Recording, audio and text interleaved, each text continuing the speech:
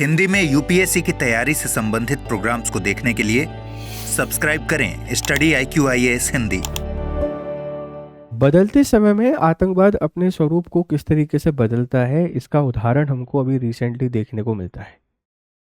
एक समय हुआ करता था कि आतंकवादी जो हैं वो ऐसे खतरनाक हथियारों का यूज़ करते थे जिनसे हम परिचित होते थे। या तो बॉम्ब ब्लास्ट करते थे या फिर उनके द्वारा प्लेन या ऐसी चीज़ों को हाईजैक किया जाता था। उनको आइडेंटिफाई करना, उनके बारे में इंटेलिजेंस मिलना, ये काफ़ी आसान चीज़ होती थी। लेकिन वक्त के साथ इन लोगों ने अपने आप को अपग्रेड कर लिया है। या तो साइबर अटैक करते हैं, या केमिकल अटैक करते हैं, या फिर सेल्फ बॉम्बर बन के आते हैं।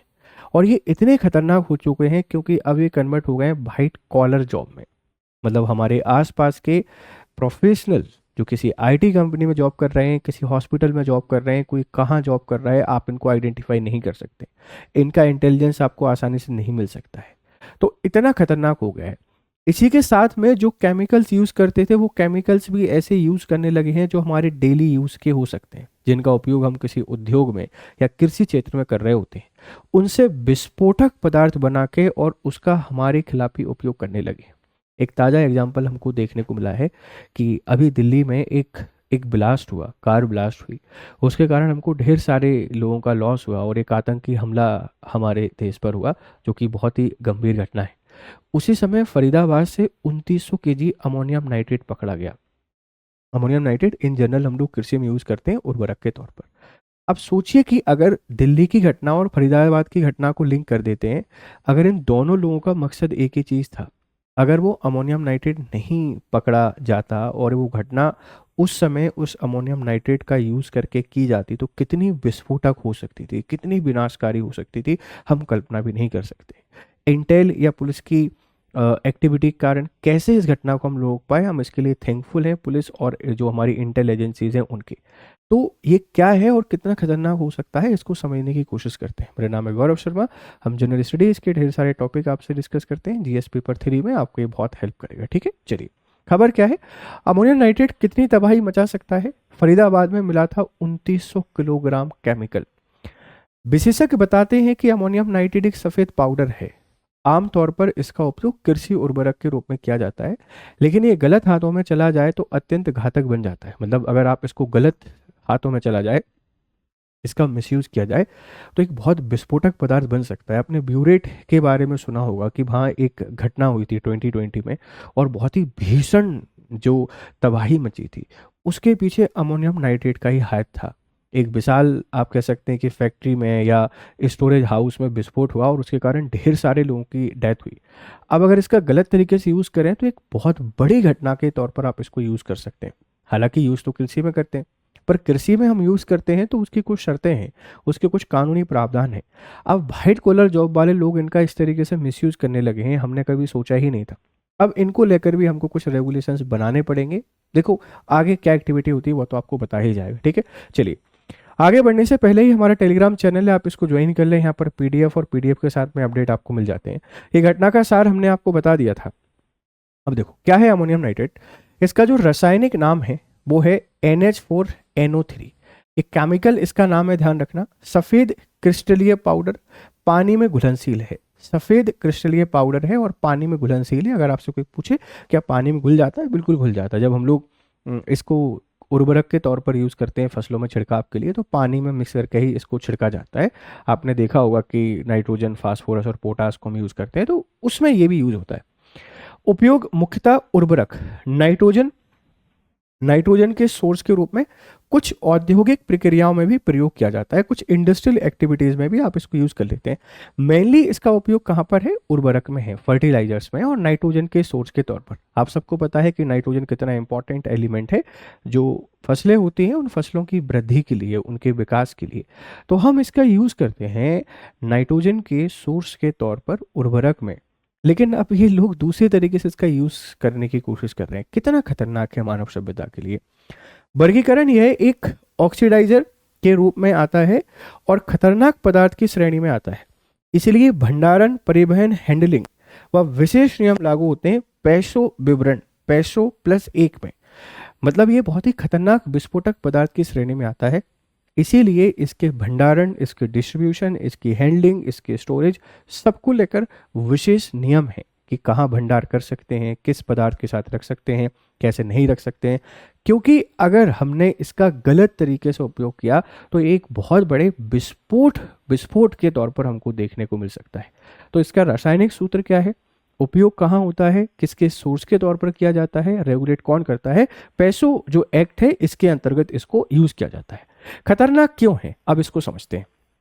देखो, ऑक्सीडाइजर, अमोनियम नाइट्रेट ऑक्सीजन मुहैया कराता है। यदि यह ईंधन जैसे फ्यूल, ऑयल, कार्बनिक पदार्थ के साथ मिलाया जाए तो तीव्र अनियंत्रित रिएक्शन हो सकता है। मतलब नियंत्रित अनियंत्रित आप इसको जैसे मैनेज करना चाहें वैसे कर सकते हैं। मतलब आप अगर इसको एक लिमिटेड एरिया में करेंगे तो लिमिटेड में हो सकता है, अनलिमिटेड एरिया में करेंगे तो वहाँ पर भी हो सकता है। कहने का मतलब ये है कि अगर अमोनियम नाइट्रेट को जब आप पानी में मिलाकर फसलों में छिड़काव कर रहे हैं तब तो कोई दिक्कत नहीं है, लेकिन अगर इसको खतरनाक विस्फोटक पदार्थों में मिलाया जाए तो ऑक्सीजन देता है। जलने में क्या चाहिए, ऑक्सीजन। आपने ढेर सारा अमोनियम नाइट्रेट का छिड़काव कर दिया और वहाँ फिर आपने एक किसी केमिकल का यूज़ करके या किसी फॉसिल फ्यूल का यूज़ करके आपने फायर कर दिया, आग लगा दी और एक घर में, तो ये कितना बड़ा विस्फोट हो सकता है। घर उदाहरण ले सकते हैं, कार उदाहरण ले सकते हैं, कोई प्लेस उदाहरण ले सकते हैं, वहां पर आपने इसको विस्फोट कर दिया तो वो तो खतरनाक तरीके से फूटेगा और एक बॉम्ब से ज़्यादा खतरनाक इसका प्रभाव हमको देखने को मिल सकता है। तो ऑक्सीडाइजर है, ऑक्सीजन प्रोवाइड कराता है और इसीलिए खतरनाक है, ध्यान रखिएगा। डिनोशन मैकेनिज्म, शॉक इंड्यूस डिनोटेशन, तेज गर्मी, आग या दूषित मिश्रण से विभाजन विस्फोट संभव है। जो शॉक इंड्यूस डिटोनेशन है ये आपको बताता है कि तेज गर्मी, आग या दूषित मिश्रण से विभाजन विस्फोट संभव है। अगर इसको तेज गर्मी मिलेगी, इसको फॉसिल फ्यूल मिलेंगे या कुछ और ऐसा केमिकल जो इसके लिए खतरनाक हो सकता है इससे मिलेगा तो विस्फोट की संभावना हो सकती है, बहुत ही खतरनाक हो सकता है। ये बड़े भंडार में आग लगी तो विकराल परिणाम हो सकते हैं। अगर 2900 केजी को अगर कहीं जलाया जाता तो पूरा शहर तबाह हो सकता था। इसीलिए हमारी इंटेल एजेंसीज, हमारी सुरक्षा में लगे हुए सभी जो पुलिस फोर्स हैं, इन सबको बहुत अलर्ट होना पड़ेगा। ऐसे किसी केमिकल जो विस्फोटक हो सकते हैं उनका कहीं अगर ट्रेडिंग हो रही है, उनको एक जगह से दूसरी जगह ले जाया जा रहा है तो उनकी प्रॉपर इंक्वायरी होना चाहिए। कृषि के नाम पर या उद्योग के नाम पर उनको ऐसे ही नहीं छोड़ दिया जाना चाहिए। पुलिस की सर्विलांस में उनको उस प्लेस पर पहुंचाना चाहिए जहां वो जाना चाहते हैं, ताकि उससे पहले उनका मिसयूज या किसी भी तरीके की दूसरी घटना आपको देखने को ना मिल सके। खतरनाक इसलिए, ध्यान रखिएगा। भारत का नियामक ढांचा क्या कहता है? India regulates ammonium nitrate under the explosive act 1884। 1884 का हमारा एक्ट है, उसके थ्रू हम लोग अमोनियम नाइट्रेट को रेगुलेट करते हैं। विशेष नियम हमने बनाए हैं अमोनियम नाइट्रेट रूल्स 2012, इनको 2021 में हमने संशोधित कर दिया है, ध्यान रखिएगा।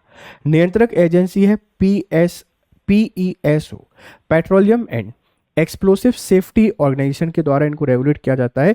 नियमों में लाइसेंसिंग, ट्रांसपोर्ट, फार्म, गोदाम, दूरी और रिकॉर्ड कीपिंग शामिल है।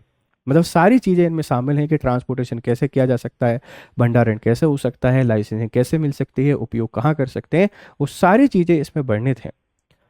और वो लोग कौन सा ये करने वाले हैं, उनको रूल से क्या ही फर्क पड़ता है?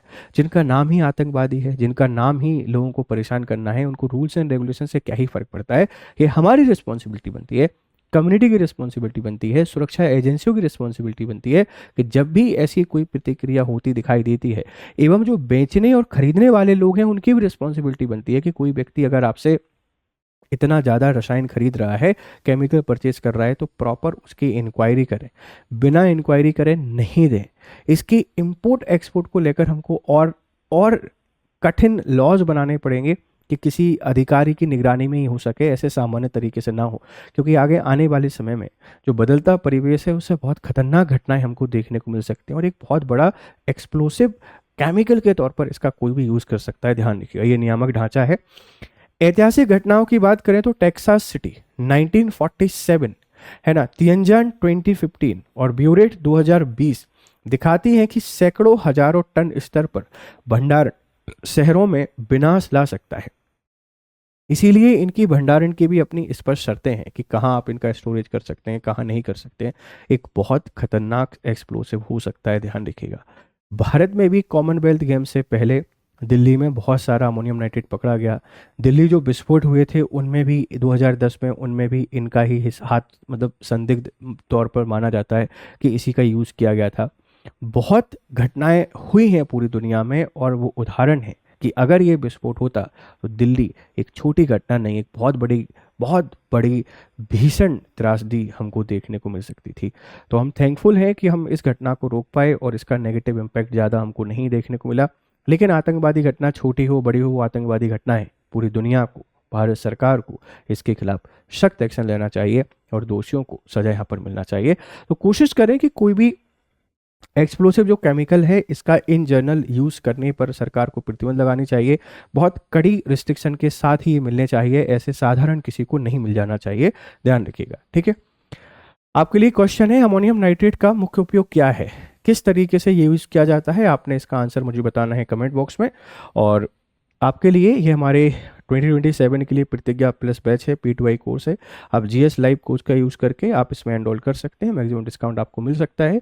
ये कोर्स की शुरुआत हो रही है 12 नवंबर से। इसी तरीके से अगर आप 2028 की तैयारी कर रहे हैं तो इसके लिए भी हमारा प्रतिज्ञा बैच है, जिसको आप लोग P2I कोर्स के नाम से जानते हैं, और GS लाइव कोड का यूज़ करके आप इसमें भी एनरोल कर सकते हैं और इसकी शुरुआत भी 12 नवंबर से हो रही है। तो जुड़िए हमारे साथ और बेहतर तरीके से पढ़ाई कीजिए। चलिए फिर मिलते हैं आपसे क्लासेस में, तब तक खुश रहें। लेकिन PDF चाहिए तो इस टेलीग्राम चैनल को जरूर ज्वाइन करें। फिर मिलते हैं आपसे, तब तक खुश रहें, मस्त रहें। Have nice time, good day to all. Hindi में UPSC की तैयारी से संबंधित प्रोग्राम्स को देखने के लिए सब्सक्राइब करें स्टडी IQ IAS हिंदी।